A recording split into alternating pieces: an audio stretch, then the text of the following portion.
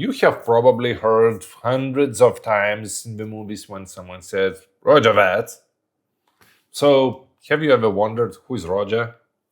Why do they say that? And turns out Roger is not the name. It kind of is, but they mean the letter.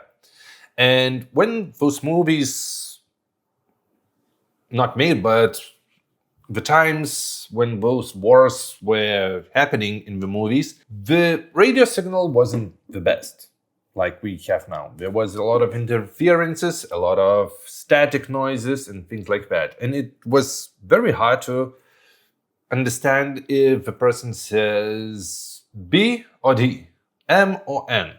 It's hard to understand. That's why we created a phonetic alphabet. That was, I think it was created in the Second World War II, and the Americans and Britons have that alphabet. Abel, Baker, Charlie, and so on. And the R was Roger. And when someone sends some kind of a signal, even early in the Morse code days, something needs to come back. And if someone gets the signal and they want to say that, yeah, I get that signal, they send back the letter R as received.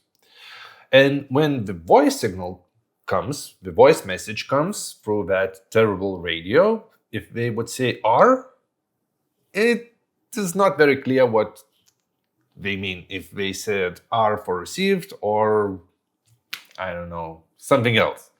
So they added that phonetic alphabet letter, Roger, and when he said Roger that, Roger, I received the message. This means that I received the message. And the interesting fact that in 1956 NATO updated that phonetic alphabet to more commonly known Alpha, Bravo, Charlie, Delta, and things like that, and R became Romeo. But Romeo didn't stick. No one said Romeo that.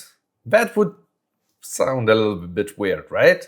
So everyone kept saying Roger that as received.